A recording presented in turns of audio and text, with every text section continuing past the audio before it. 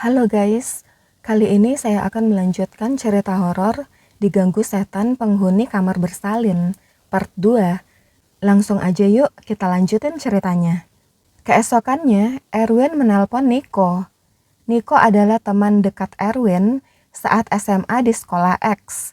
Bisa dibilang, Niko punya hutang budi dengan Erwin. Lebih dari setahun yang lalu, Niko terkena PHK dan mencoba mencari peruntungan di kota ini. Erwin membantu Niko mencarikannya kos-kosan murah. Niko pun menjadi driver ojol sampai kemudian dibantu Erwin mendapatkan pekerjaan di PT Maju Mundur, tempat Erwin bekerja, namun beda cabang. Belakangan Erwin baru tahu jika ternyata alasan Niko pindah ke kota ini bukan karena PHK, tapi karena menghindar dari keluarga mantan pacarnya. Erwin akhirnya tahu jika mantan pacar Niko Hamidun, dan Niko meninggalkannya. Ada sedikit rasa menyesal di hati Erwin karena sudah membantu pelarian Niko. Niko sendiri kini sudah pacaran dengan wanita lain. Erwin tidak mau ikut campur dan memilih diam saja.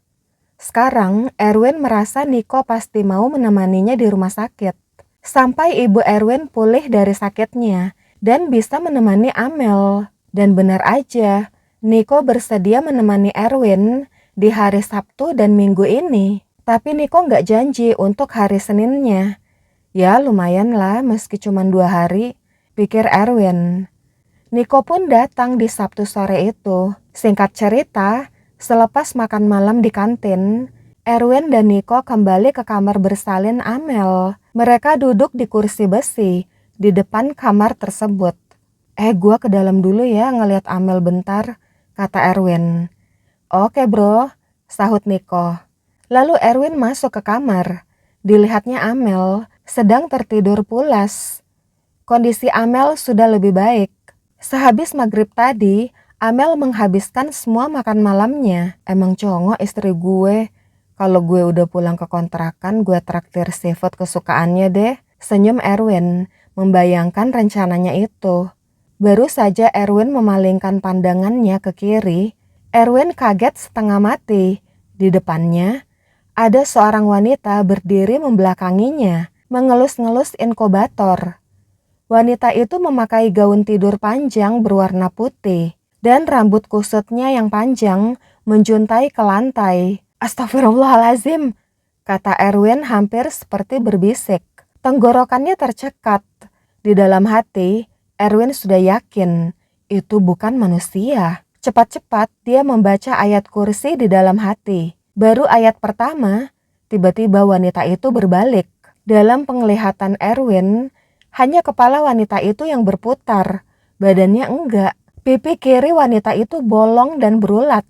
Kedua bola matanya hampir copot, menggantung di urat atau daging, Erwin gak tahu. Dan ketika wanita itu membuka mulut, hanya ada warna hitam di dalamnya. Tiba-tiba wanita itu cekikikan, lalu terbang menembus plafon. Tawa syaiton itu menggema di seluruh ruangan. Jantung Erwin serasa terjun dari ketinggian dengan roller coaster. Lalu, untuk kedua kalinya, Erwin pingsan lagi. Kemudian, setelah beberapa lama, Erwin merasa dirinya tidur. Dia mendengar suara orang bercakap-cakap. Erwin mengenali suara itu. Suara Pak Suryo dan Pak Haikal. Tapi mata Erwin rasanya berat sekali. Badannya terasa capek. Tapi dipaksanya membuka mata. Mas Erwin udah sadar, kata Pak Haikal. Erwin berbaring di kasur kecil di samping meja kasir. Erwin linglung. Selama beberapa detik, ia tidak ingat apa-apa. Diminum dulu Mas Erwin, kata Pak Suryo menyodorkan segelas air putih. Selama beberapa detik, mereka semua terdiam. Sampai kemudian, Erwin teringat kejadian horor tadi. Anak saya Pak, istri saya, kata Erwin panik. Tenang Mas Erwin, tadi udah ada suster yang ngejagain, kata Pak Haikal. Tadi ada suster yang mau ngontrol istri Mas. Pas buka pintu, susternya ngeliat Mas pingsan di lantai. Terus dia manggil saya. Lanjut Pak Haikal. Istri Mas tadi tidur pules banget. Pas saya sama Pak Widi gotong Mas Erwin, dia masih tidur. Mudah-mudahan sih nggak tahu kalau Masnya pingsan. Sekarang istri Mas lagi dijagain sama Mbak Lydia, kata Pak Haikal. Oh, alhamdulillah. Saya makasih banget nih Pak, ditolongin lagi, kata Erwin. Erwin memijat-mijat keningnya. Baru 3 malam udah 2 kali pingsan. Piye toh ini? Kata Erwin lemas. Pak Suryo dan Pak Haikal senyum. Mau ketawa nggak enak. Saya mau ganti kamar aja Pak, kata Erwin. Yo wes Mas. Coba cek di bagian administrasi. Kali aja udah ada kamar yang kosong. Ke ruang adminnya lewat samping kantin aja Mas.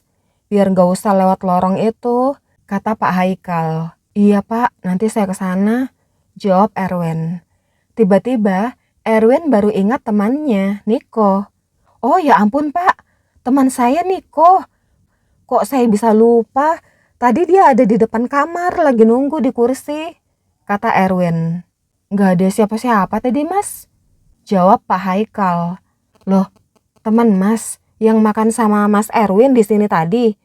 Saya kira udah pulang, celetuk Pak Suryo heran. Erwin segera merogoh kantong jaketnya. Syukurlah HP-nya baik-baik saja. Ternyata ada 16 panggilan tidak terjawab. Dan semuanya dari Niko. Ada juga pesan WA dari Niko. Asem banget loh Win. Gak ngasih tahu gue di situ ada setannya. Gue didatangin kuntilanak, serem banget anjir. Ini gue ada di satpam. Gue gak berani ke sana. Gimana nih? Telepon gue Win. Begitu isi pesan dari Niko. Erwin lalu membuka pesan lainnya. Lo kok gak bisa-bisa ditelepon Win? Gimana nih? Gue dari tadi nunggu di pos satpam. Erwin kemudian menelpon Niko. Ia ingin minta maaf sambil cerita kalau tadi dia pingsan. Nomor yang Anda hubungi berada di luar jangkauan. Begitu terus bunyi operator saat Erwin beberapa kali menelpon Niko. Pak Suryo, maaf nih, bisa tolong temenin saya ke pos satpam Pak? Teman saya tadi nunggu di sana, kata Erwin. Oh ayo, sahut Pak Suryo. Ia pun membangunkan istrinya.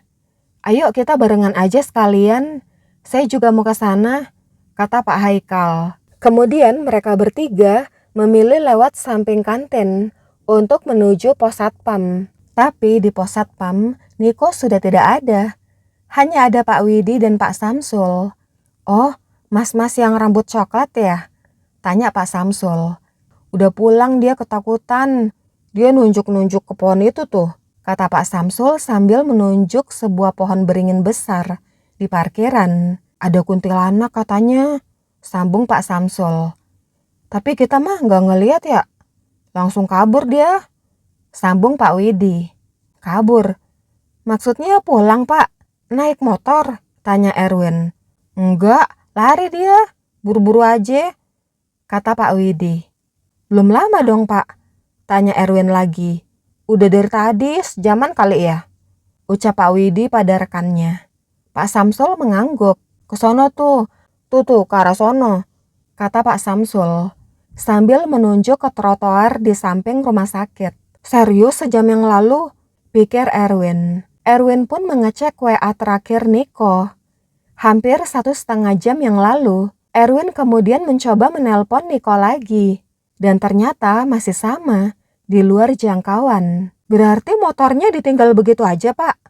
Tanya Erwin lagi. Seakan ragu temannya lari begitu saja. Lah, kita kagak tahu teman mas siapa.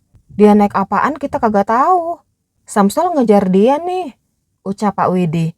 Pak Samsul mengangguk. Tapi larinya kencang banget mas. Terus dia belok tuh ke gang apa tuh di situ. Saya nggak lihat. Gelap ketutupan pohon. Udah jauh aja dia. Terus saya balik dah, ucap Pak Samsul. Kita tungguin kagak balik-balik ya, sahut Pak Widi. Erwin mulai cemas. Dia coba menelpon lagi. Dan alhamdulillah kali ini teleponnya tersambung. Halo, Niko? Lo di mana? Erwin langsung rocos. Sepi. Tidak ada sahutan dari Niko. Lalu, seperti ada suara sinyal rusak. Kemudian telepon terputus. Apaan tuh tadi? Pikir Erwin. Gimana mas? Tanya Pak Suryo. Tadi nyambung, kayak diangkat teleponnya tapi diem aja. Nggak ada suara, terus keputus teleponnya. Jawab Erwin. Waduh, jangan-jangan Niko kenapa-kenapa? Pingsan atau gimana? Lanjut Erwin. Seandainya pingsan, harusnya dibawa warga ke sini. Atau mungkin juga dibawa ke rumah warga di sana. Ucap Pak Haikal. Gini aja mas, kita tungguin aja dulu. Nomor masnya berapa? Nanti kita telepon kalau temennya mas udah balik. Ucap Pak Widi menenangkan Erwin. Gimana ya? Erwin ragu, tapi ucapan Pak Widi ada benarnya. Oke deh pak, kata Erwin. Lalu memberikan nomor HP-nya pada Pak Widi. Lalu Erwin dan Pak Suryo undur diri. Erwin juga meminta Pak Suryo menemaninya sebentar ke kamar istrinya. Di sana seorang suster duduk menemani Amel. Makasih ya suster, maaf banget nih saya ngerepotin.